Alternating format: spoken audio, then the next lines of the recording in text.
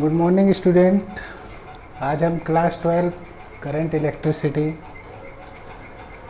का न्यूमेरिकल आज आपको बताने जा रहे हैं। इसमें पहला न्यूमेरिकल है assuming that there is one free electron per atom in copper. ये कह रहा है कि पर एटम कॉपर के पर एटम में वन फ्री इलेक्ट्रॉन है। तो determine the number of free electrons in 1 metre cube volume of copper. तो हमें ये बताना है कि 1 metre cube volume of copper में कितने फ्री इलेक्ट्रॉन्स पाए जाते हैं। डेंसिटी ऑफ कॉपर दिया गया है, एटॉमिक वेट दिया गया है, ठीक है। तो इसमें हम अकॉर्डिंग टू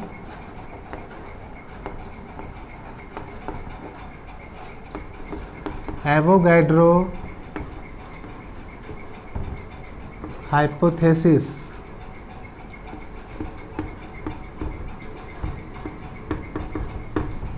का रूल लगाएंगे, जिसमें हम जानते हैं 1 gram of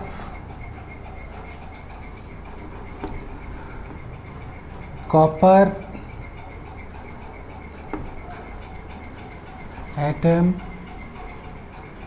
equal to 6.02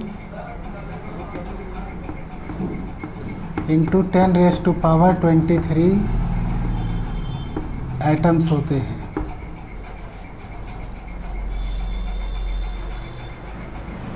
copper के 1 ग्राम में 6.02 इंटू 10⁻23 एटम्स होते हैं।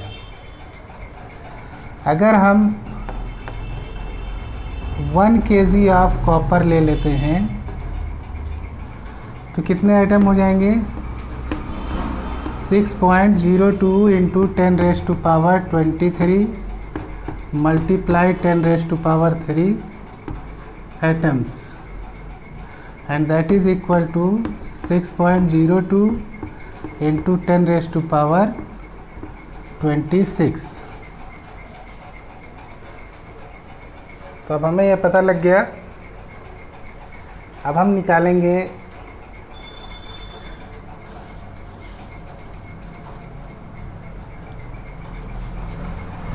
Number of atoms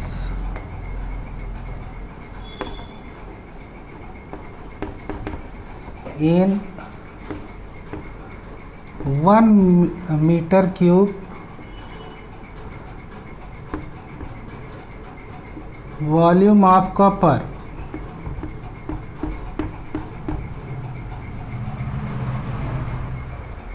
one metre cube volume of copper में कितने एटम्स होते हैं। तो इसका एक फार्मूला है,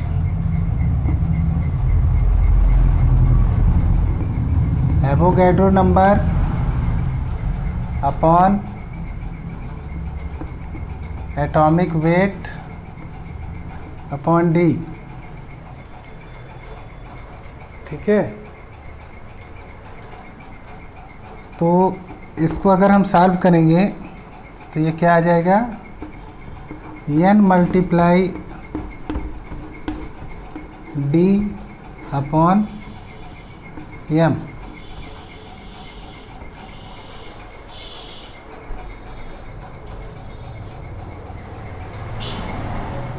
सबकी वैल्यू हमको मालूम है।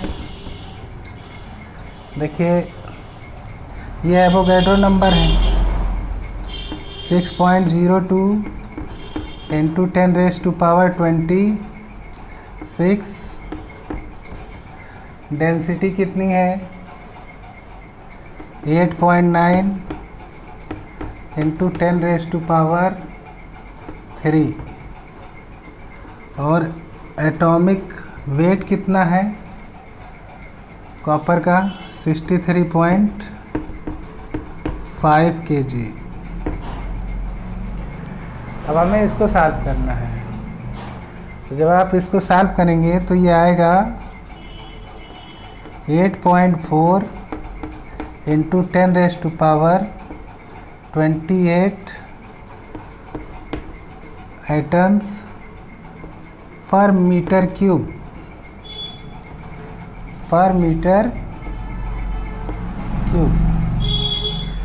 अब देखिए क्वेश्चन क्या कह रहा है, determine the number of free electrons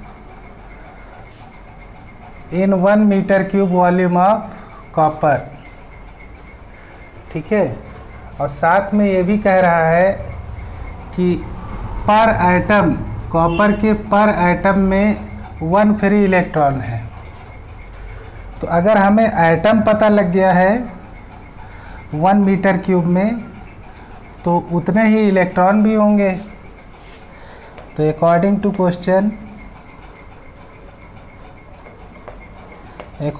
question number of free electrons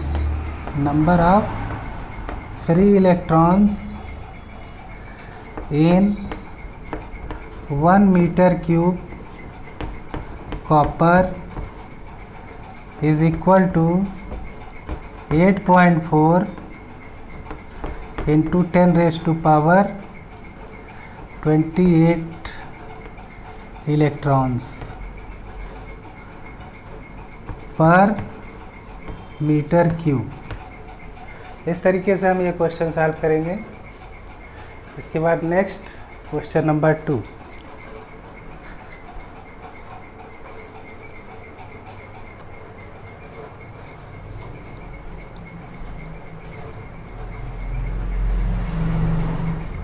question number 2, A copper wire has a resistance of 10 ओम। एक कॉपर वायर है, इसका रेजिस्टेंस 10 ओम है, and an area of cross section 1 millimetre square, और ये जो area of cross section है ये 1 millimetre square है। ये potential difference of 10 volt exist across the wire. इसका मतलब ये हुआ है कि इसको एक बैटरी से कनेक्ट किया गया है, जो बैटरी 10 वोल्ट की है। तो calculate the drift speed of electrons. तो मैंने आपको ये बताया था कि जब भी किसी कंडक्टर को किसी बैटरी से कनेक्ट करते हैं तो इसके इलेक्ट्रॉन, फ्री इलेक्ट्रॉन जो होते हैं, उसकी वेलोसिटी को ही हम लोग ड्रिफ्ट वेलोसिटी कहते हैं। तो यही आपको निकालना है, drift speed of electron if number of electrons per cubic meter in copper is 8 into 10⁻28 electrons। देखिए इसमें फार्मूला आपका लगना है I इक्वल टू NEAVD। ये फार्मूला लगता है, ये फार्मूला आप याद भी कर लीजिए। ठीक है, ये फार्मूला इस कंडीशन में ही लगेगा जहाँ पर वेयर ये n क्या है, स्मॉल n क्या है, number of electrons per cubic metre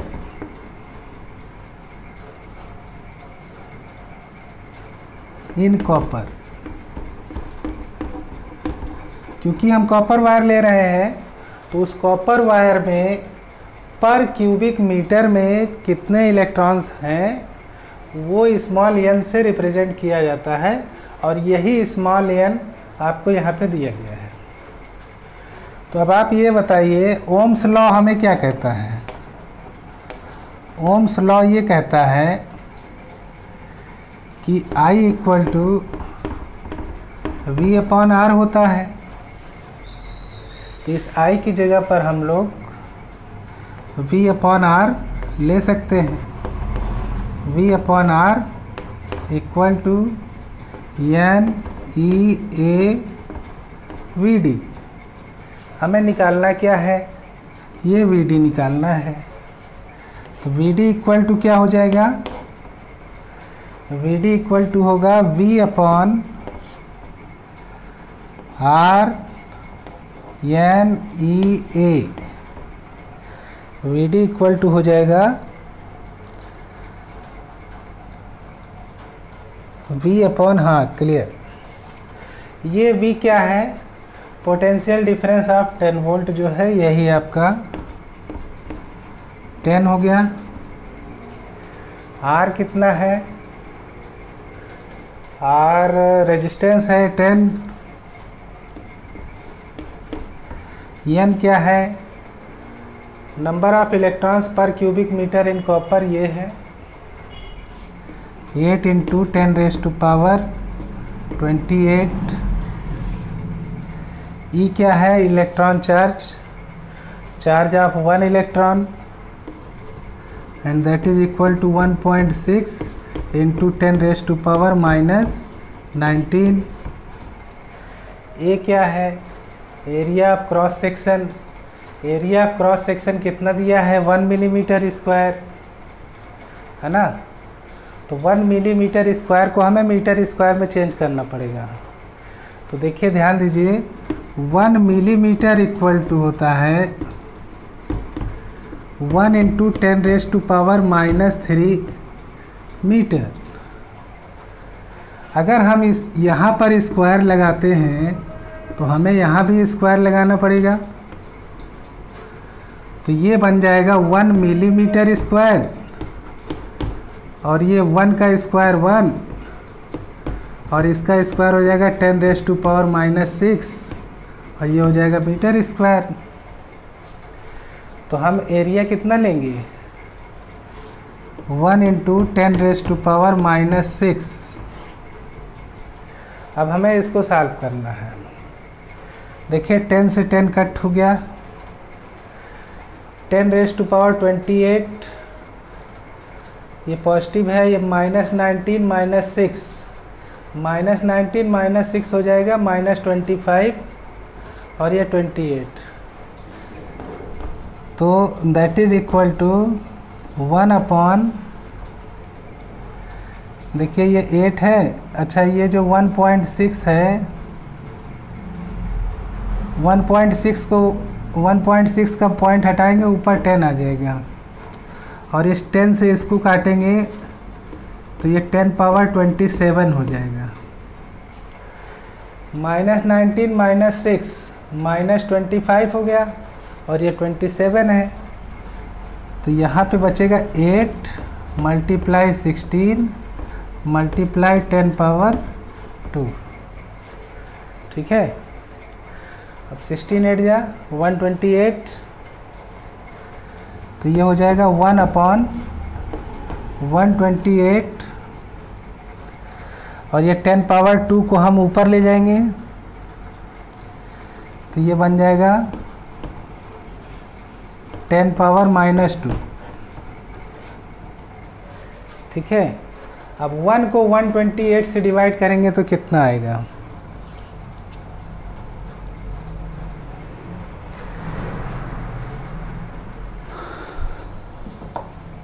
देखिए इसको हम रब कर देते हैं।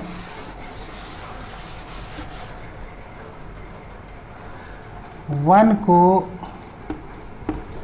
अगर 128 से डिवाइड करेंगे तो क्या आएगा, 0 पॉइंट, यहाँ 1 0 हो जाएगा, फिर 1 0 लगेगा, फिर 1 0 आएगा, अभी भी छोटा है, फिर 1 0 लगाएंगे, फिर 1 0 आएगा। तो 128 7 चले जाते हैं, 7 8 जा 56 का 6 5 7 2 जा 14 5 19 का 9 तो 7 8, तो ये हो जाएगा 6 4 10, और ये 9 में से 9 गया 0 1। ठीक है, क्योंकि पॉइंट लग चुका है तो 1 0 अपने आप आ जाएगा। अब की बार हम इसको कितने टाइम्स ले जाएं, 8 टाइम्स, तो ये हो जाएगा 8 8 जा 64 6, 8 2 जा 16, 6 22 का 2 2 8 9 10। तो इसका मतलब ये आएगा, इसको सॉल्व करने पर आएगा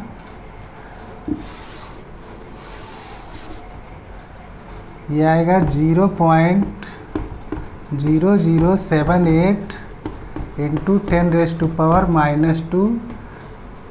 ये क्या निकाल रहे हैं? VD निकाल रहे हैं। तो ये हो जाएगा मीटर पर सेकेंड। VD क्या है? वेलोसिटी है, तो मीटर पर सेकेंड में आएगा। तो अगर मान लीजिए हम इस पॉइंट को इधर ले जाते हैं, ये इधर ले जाते हैं, तो ये क्या बन जाएगा? 0.078 और इसमें पावर -1 हो जाएगी, क्योंकि हम इसको राइट हैंड साइड ले जा रहे हैं, तो यहाँ पर -1 करेंगे तो ये हो जाएगा 10⁻³ मीटर पर सेकेंड। ठीक है। तो ऐसा हमने किया क्यों? ऐसा इसलिए किया कि अभी हम इसको हटा देंगे तो ये जो मीटर है ये मिलीमीटर में चेंज हो जाएगा। तो ये हो जाएगा 0.078 मिलीमीटर पर सेकेंड। 1 सेकेंड में इतना मिलीमीटर वो इलेक्ट्रॉन की ड्रिफ्ट वेलोसिटी होगी। तो इस तरीके से ये क्वेश्चन नंबर 2 सॉल्व हुआ।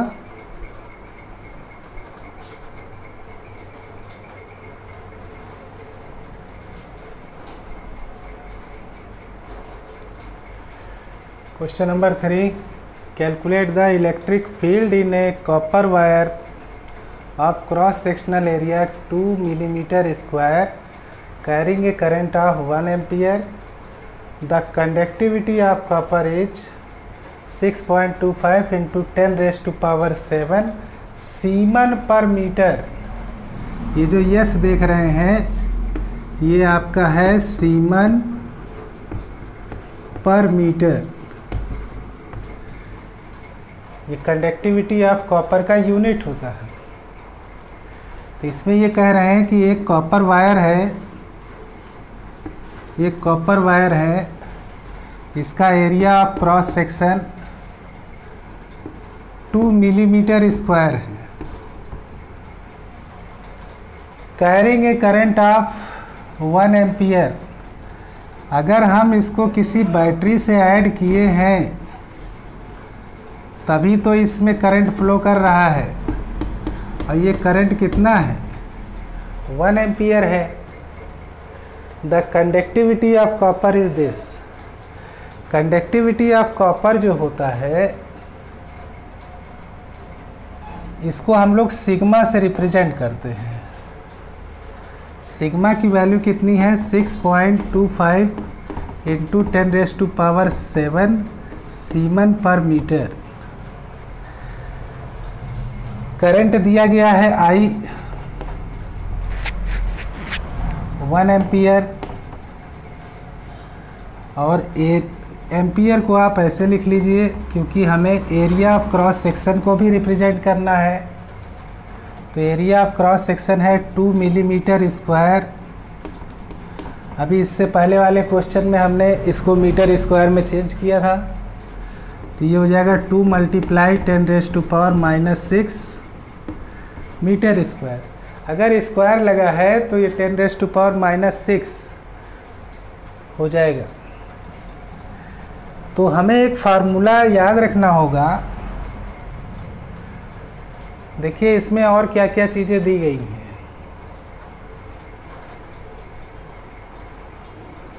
इलेक्ट्रिक फील्ड दिया गया है ना, इलेक्ट्रिक फील्ड कैलकुलेट करना है। इलेक्ट्रिक फील्ड हमें कैलकुलेट करना है।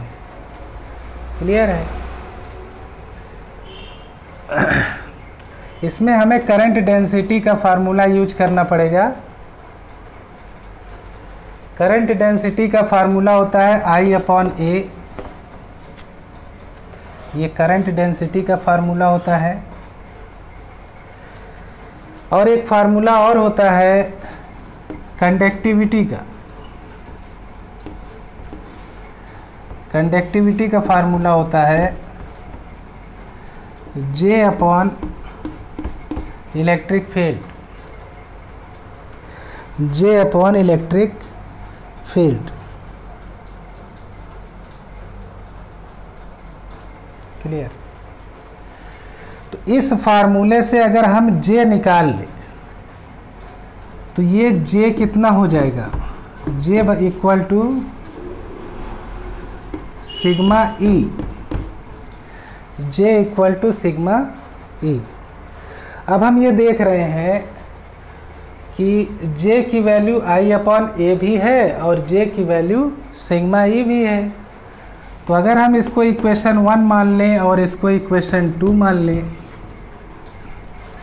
तो हम ये देखेंगे कि I upon A equal to sigma E हो जाएगा और E इक्वल टू, इससे E equal to I upon A से।